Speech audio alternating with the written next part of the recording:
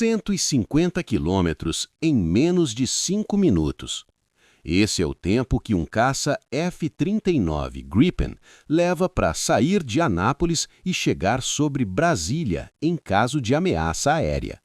Com motor de sobreaviso, piloto pronto e autorização para intervir no espaço aéreo da capital federal a qualquer momento.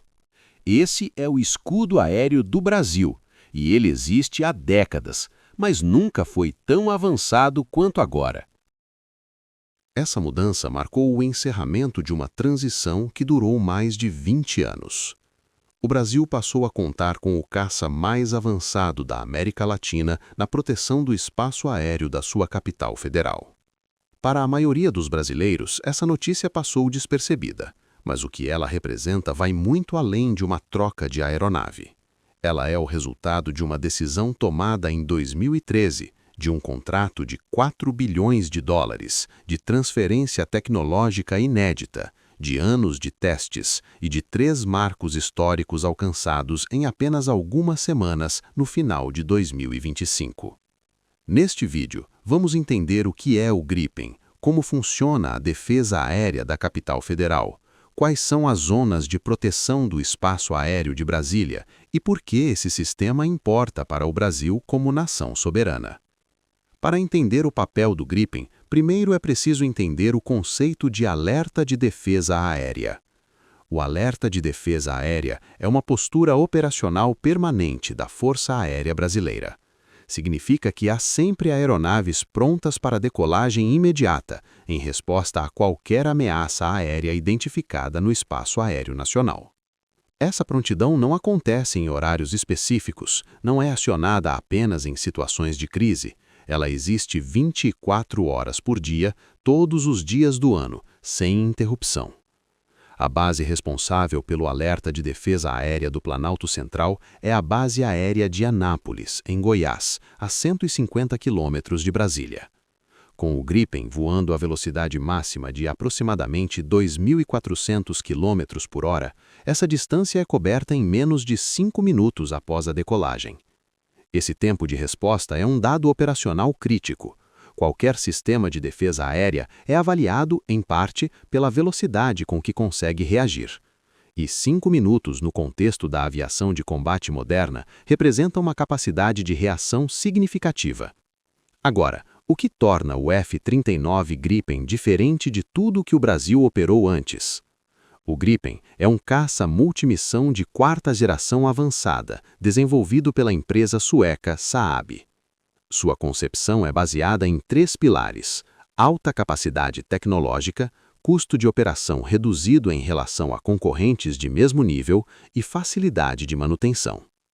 O motor General Electric F414, presente na versão brasileira, é o mesmo utilizado em aeronaves militares americanas de alto desempenho.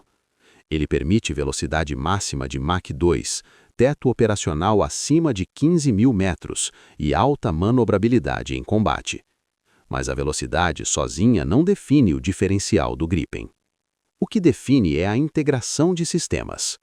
O radar AESA, de antena de varredura eletrônica ativa, permite rastrear múltiplos alvos simultaneamente, com alta resistência a interferências eletrônicas e capacidade de operar em condições atmosféricas adversas. Complementando o radar, o sistema de sensor infravermelho detecta aeronaves pelo calor gerado pelos motores, mesmo quando o radar está operando em modo passivo.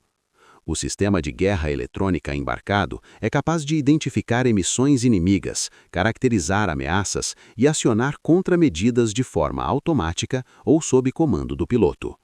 Toda essa informação chega ao piloto de forma integrada, num cockpit projetado para reduzir carga cognitiva e aumentar a velocidade de tomada de decisão em combate. Em termos de armamento, o Gripen brasileiro opera com um conjunto que foi validado ao longo de 2025.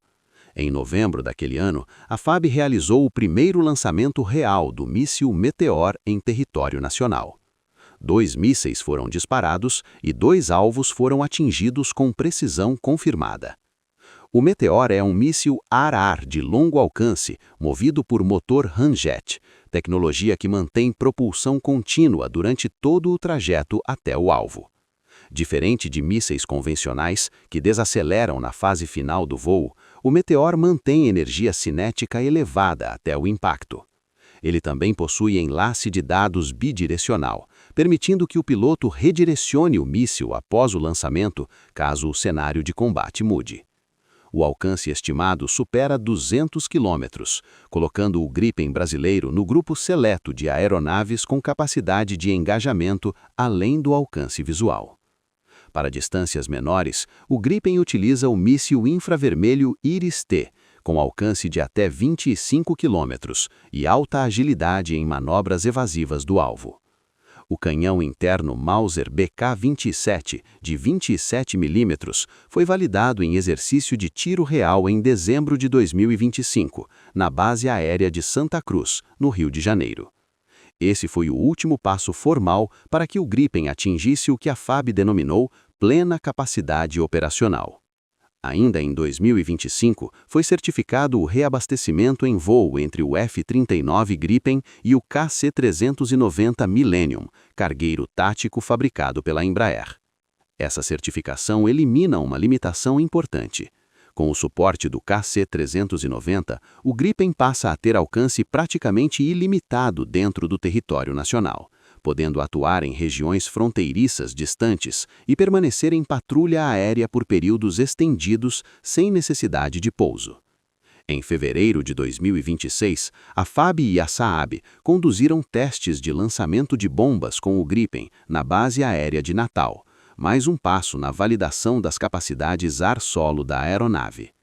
O Gripen brasileiro está, portanto, caminhando para cobrir as 3 grandes categorias de missão: defesa aérea, ataque ao solo e reconhecimento estratégico.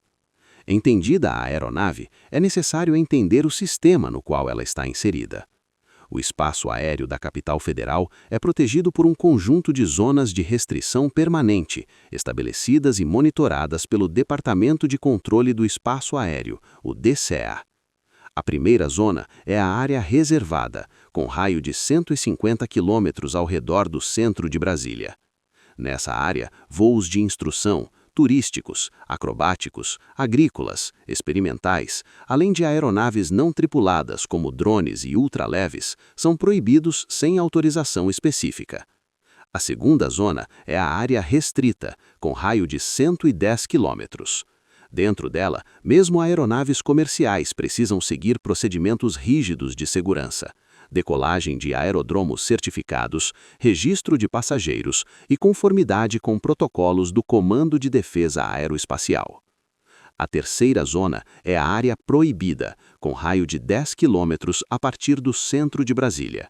Ela cobre os principais símbolos institucionais da República Federal: o Congresso Nacional, o Supremo Tribunal Federal e a sede do Poder Executivo Federal. Nessa área, nenhuma aeronave pode operar sem autorização expressa do Comando Aeroespacial. Uma aeronave que ingressa nessa área sem autorização é imediatamente classificada como suspeita e pode ser enquadrada nas medidas de policiamento do espaço aéreo.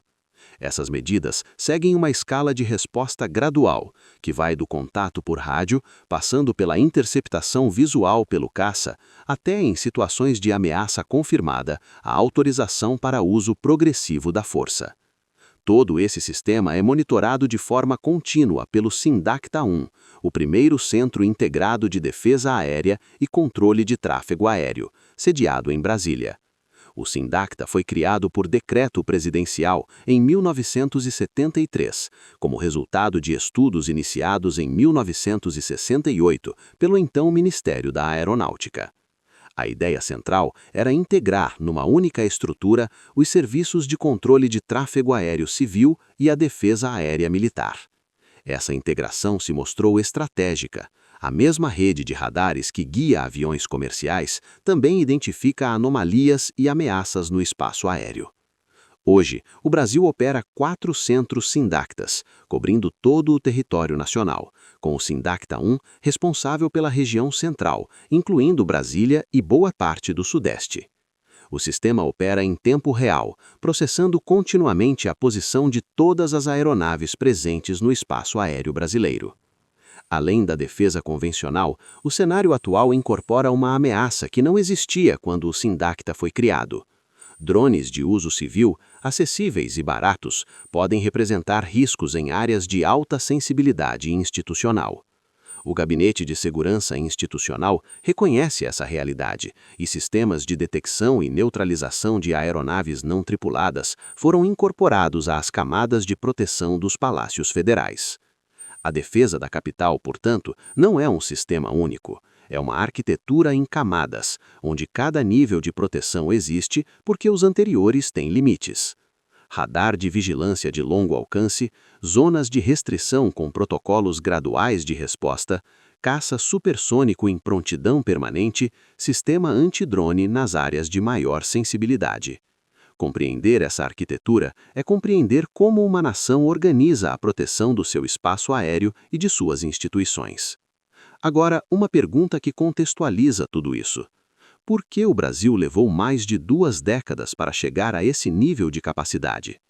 No final das décadas de 90, o governo brasileiro abriu o processo de seleção para substituir os caças F-5 americanos, que estavam em operação desde os anos 70.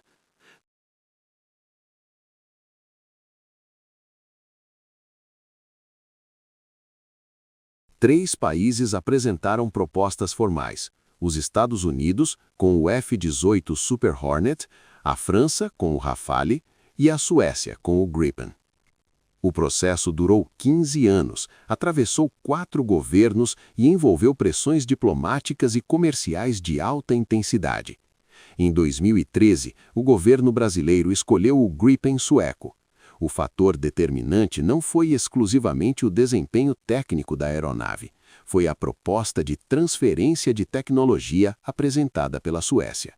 O acordo previa que engenheiros e técnicos brasileiros teriam acesso ao conhecimento necessário para entender, operar, manter e eventualmente desenvolver evoluções do Gripen em solo nacional. Essa cláusula teve uma consequência direta. Em 2023, a Embraer inaugurou a linha de montagem do F-39 Gripen em Gavião Peixoto, no interior de São Paulo. O Brasil se tornou o único país fora da Suécia a produzir o Gripen em território próprio. O contrato prevê a entrega de 36 aeronaves até 2032, a um valor total de aproximadamente 4 bilhões de dólares. Até o início de 2026, 10 unidades já estavam em operação na FAB. A ativação do alerta de defesa aérea em fevereiro de 2026 representa, portanto, a convergência de todos esses elementos. Uma decisão estratégica tomada há mais de 10 anos, executada em etapas, com transferência de tecnologia, produção nacional, validação progressiva de armamentos e, finalmente, a assunção da missão mais sensível da aviação militar brasileira: a proteção do espaço aéreo da capital federal. Se este vídeo contribuiu para que você entendesse melhor como o Brasil organiza sua defesa aérea, deixe o seu like e se inscreva no canal Essencial. Uma pergunta para o comentário. Na sua avaliação, a transferência de tecnologia do Gripen representa um avanço real para a indústria de defesa brasileira ou ainda existem lacunas importantes a preencher? No próximo vídeo, vamos abordar outro sistema de defesa que opera no Brasil e que poucos conhecem. Até lá!